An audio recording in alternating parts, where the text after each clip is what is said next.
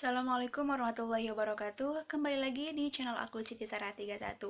Baik, di kesempatan kali ini aku mau menjawab pertanyaan dari yang berkomentar di videoku sebelumnya. Kak, bagaimana sih atau Kak, apa sih perbedaannya stres sama depresi? Kalau misalkan sekilas mungkin teman-teman maksudnya nggak bisa bedain atau belum bisa bedain eh, stres itu seperti apa, depresi itu seperti apa. Jadi memang kalau dilihat sekilas itu kayak sama aja gitu. Padahal kalau misalkan kita udah tahu definisinya, tanda dan gejalanya, pasti kita bisa tahu mana depresi dan mana stres. Oke, kita akan bahas semuanya di video kali ini. Aku bakalan bahas perbedaannya seperti apa, dan semoga video ini bermanfaat untuk teman-teman. So, buat teman-teman yang penasaran dengan pembahasannya, tonton video ini sampai selesai. Jangan lupa like, komen, dan subscribe-nya. Oke, selamat menonton.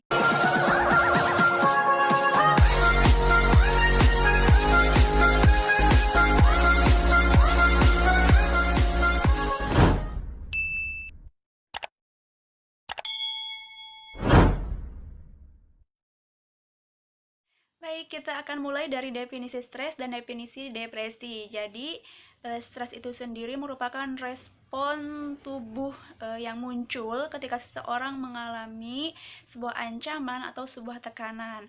Nah, ketika seseorang mengalami stres, tubuh akan membaca adanya serangan atau ancaman, dan sebagai mekanisme perlindungan diri, tubuh akan memproduksi hormon dan zat kimia seperti adrenalin dan hormon kortisol. Nah, akibat dari itu kita akan merasakan dorongan energi dan peningkatan konsentrasi agar kita bisa merespon sumber tekanan secara efektif. Tapi kalau misalkan stres datang ketika tidak diinginkan, darah akan mengalir ke bagian-bagian tubuh yang bisa merespon secara fisik, misalkan nih ke bagian tangan, ke bagian kaki. Nah, dari sinilah eh, apa sih fungsi otak akan menurun. Itu sebabnya kenapa ketika kita stres kita akan sulit berpikir jernih kayak gitu. Nah, berbeda untuk depresi. Depresi sendiri ini ada gangguan mental yang ditandai dengan suasana hati yang terus-menerus merasa tertekan atau kehilangan minat dalam beraktivitas sehingga mengakibatkan penurunan kualitas hidup. Jadi benar-benar berbeda ya antara depresi sama stres. Oke, sebelum kita lanjut ke pembahasannya, mungkin teman-teman tadi mendengar kata kortisol. Jadi, kortisol itu merupakan sebuah hormon atau salah satu hormon yang ada dalam tubuh. Kortisol ini sendiri berperan pada penggunaan gula atau glukosa dan lemak dalam metabolisme tubuh untuk menyediakan energi. Hormon kortisol ini berfungsi untuk mengendalikan stres yang dapat dipengaruhi oleh kondisi infeksi, cedera, aktivitas berat, serta stres fisik dan emosional. Nah, stres itu sendiri kok stres sih? Sorry, ada backsound ayam berkokok. Oke, kita lanjut. Kita tinggalkan si ayam itu, biarkan menjadi backsound alami. Baik, selanjutnya fungsi hormon kortisol itu sendiri bisa mengatur kadar gula darah, menyesuaikan tekanan darah dengan kondisi tubuh, yang selanjutnya mempengaruhi pembentukan ingatan. Bila hormon ini diproduksi secara berlebihan, kalau misalkan dalam dunia medis itu disebut dengan sindrom Cushing. Dan hormon kortisol ini diatur oleh 3 organ sekaligus. Yang pertama yaitu kelenjar pituitari, yang kedua hipotalamus, dan yang ketiga yaitu kelenjar hormonal. Jadi itulah fungsi hormon kortisol. Oke, kita akan lanjut ke pembahasan yang intinya. Oke, perbedaan yang pertama yaitu pemicu yang berbeda. Stres itu dipicu oleh rasa tertekan yang muncul akibat dari banyak faktor seperti pekerjaan atau rencana pernikahan yang gak jadi. Nah, beda lagi dengan depresi. Kalau misalkan depresi itu dipicu oleh faktor internal, seperti faktor genetik, biologis, atau terbiasa memendam emosi. Jadi untuk kalian yang punya masalah, jangan hanya dipendam oleh diri sendiri. Kalau misalnya kita nggak kuat, kita cari temen yang benar-benar kita percaya untuk berbagi cerita. Oke, perbedaan yang kedua yaitu penanganannya yang berbeda. Kalau misalkan stres itu bisa ditangani oleh diri sendiri. Kalau misalkan depresi itu harus memerlukan atau membutuhkan orang lain. Contohnya nih psikiater dan psikolog. Kita harus berkonsultasi dengan ahli-ahli yang sudah berpengalaman di bidangnya atau yang sudah mumpuni dalam ilmunya kayak gitu. Oke, perbedaan yang ketiga yaitu gejala yang berbeda. Kalau misalkan stres, gejalanya itu seperti susah tidur, sulit berkonsentrasi, perubahan pola makan, mudah marah, sering gelisah, sering gugup, dan kewalahan dengan pekerjaan sekolah ataupun pekerjaan kantor, atau bisa dengan pekerjaan-pekerjaan lainnya. Berbeda dengan depresi, depresi memiliki gejala yang pertama hilang semangat, motivasi, energi, dan stamina. Selanjutnya menarik diri dari lingkungan, dari bersosialisasi dengan masyarakat maupun dengan keluarga. Selanjutnya sedih tidak berkesudahan. Jadi mereka terus merasakan yang namanya sedih kayak gitu. Berpikir negatif, sulit menjalani kegiatan sehari-hari. Oke, perbedaan yang keempat yaitu penanganannya yang berbeda. Jelas sangat berbeda sekali penanganan stres dan depresi. Untuk stres itu sendiri bisa diobati dengan istirahat sejenak, bisa dengan tarik nafas. Terus kita juga bisa sambil bermeditasi atau bisa menghilangkan stres dengan liburan atau beraktivitas yang lain yang mungkin bisa mengurangi stres itu sendiri.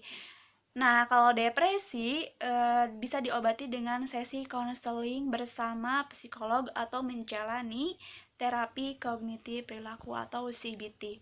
Jadi untuk depresi ini ada penanganannya khusus. Perbedaan yang kelima yaitu dampaknya yang berbeda apabila stres berkepanjangan bisa menyebabkan sakit kepala, diabetes, hipertensi, hingga stroke.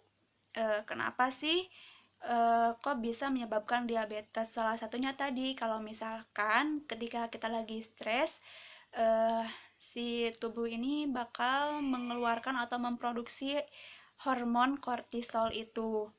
Nah, depresi bisa menyebabkan penyakit jantung, Alzheimer, keinginan untuk bunuh diri. Ini yang paling parah. Oke, guys, ada backsound domba sekarang ya. Malum lagi di rumah.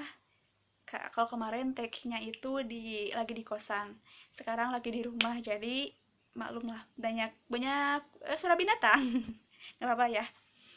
Kayak jadi stres ini akan menghilang atau akan selesai dengan sendirinya dengan cara berlibur tadi, dengan cara kita bercerita itu akan hilang dengan sendirinya dan rentan waktunya itu akan sebentar. Kalau misalkan depresi akan menetap lama sekalipun mereka dalam kondisi sedang berlibur atau mereka sudah memiliki apa yang mereka butuhkan, apa yang mereka inginkan. Tapi depresi tetap menetap dalam diri seseorang. Kalau misalkan kita tidak diobati dengan tepat dan tidak pada ahlinya. Oke guys, mungkin itu aja yang bisa aku bahas di video kali ini. Mudah-mudahan bermanfaat, mudah-mudahan teman-teman bisa membantu teman-temannya yang mungkin ada yang depresi atau ada yang stres, bisa kasih solusi, motivasi. Jangan dijauhin. Kalau misalkan yang kayak gitu punya teman atau sahabat, jangan dijauhin, tapi deketin sama kita, kasih motivasi, dorongan untuk agar mereka bisa semangat kembali. Oke, aku mau berbagi cerita sedikit karena dulu aku pernah mengalami stres yang lumayan lama sekali dan di sana timbul gejala-gejala depresi. Aku sih karena trauma yang sangat berkepanjangan sekali. Di sana aku kayak udah bingung dan udah maksudnya kayak mentok aku harus cerita ke siapa. Aku berani cerita ke sahabat aku dan disarankan untuk konseling ke ahli psikolog atau psikiater karena dengan keadaan kayak gini lagi covid kan, jadi untuk rumah sakit aku takut, jujur aku takut. Jadi aku manfaatin untuk konsultasi melalui aplikasi. Yang sebelumnya aku konsultasi melalui dokter umum yang gratis. Cuman dokter tersebut menyarankan untuk konsultasi ke ke ahli psikolognya. Nah, di sana aku menceritakan semuanya dan memang benar aku mengalami trauma dan aku sempat mecahin gelas sampai aku mau apa ya? Bukan mau bunuh diri sih. Mungkin iya, apa ya? Lebih lebih dekat ke sana. Mau menggoreskan sepihan gelas itu ke tangan aku. Cuman pada saat itu alhamdulillah ada yang maksudnya jangan lakuin itu. Oke, aku nggak lakuin. Dan aku ceritain semuanya ke ahli psikolog tersebut dan beliau menyarankan untuk kalau misalkan ada apa-apa cerita ke sahabat atau ke teman terdekat yang bisa dipercaya yang bisa memberikan solusi. Aku cerita dan dokter tersebut menyarankan untuk datang langsung ke rumah sakit. Nah, sampai sekarang aku belum datang karena alhamdulillah setelah aku cerita aku bisa lebih plong dan alhamdulillah sih udah baikan sekarang, nggak terlalu apa ya, nggak terlalu takut, nggak terlalu stres juga. Maksudnya udah lumayan membaik lah kayak gitu. Jadi kenapa aku sharing kayak gini? Biar teman-teman lebih waspada, lebih berhati-hati, menjaga kesehatan mentalnya juga, fisiknya juga harus benar-benar dijaga. Karena aku sendiri nggak mau orang lain mengalami sama seperti aku, memendam semuanya sendiri sampai benar-benar penat, eh, dan diri sendirilah yang menanggung semuanya seperti stres yang berkepanjangan karena kita nggak cerita ke orang lain. Untuk teman-teman aku saranin kalau misalnya ada apa-apa coba ceritain ke temennya atau sahabat atau keluarga yang bisa dipercaya yang bisa memberikan solusinya. Jangan sembarangan kalau misalkan mau cerita, pilih orang yang terpercaya. Oke, aku nggak ada maksud apa-apa, aku sekedar sharing aja ke teman-teman biar lebih hati-hati, lebih menjaga kesehatan mentalnya. Oke, mungkin itu aja yang bisa aku sampaikan. Mohon maaf kalau misalkan terlalu panjang, karena aku memang suka ngobrol, suka berbicara, jadi pasti kalau misalnya udah berbicara sekali merembet. Baik, aku stop aja. Jangan lupa setelah nonton video ini, tinggalkan like, komen, dan subscribe-nya. Dukung channel aku untuk terus berkembang. Dadah, assalamualaikum warahmatullahi wabarakatuh.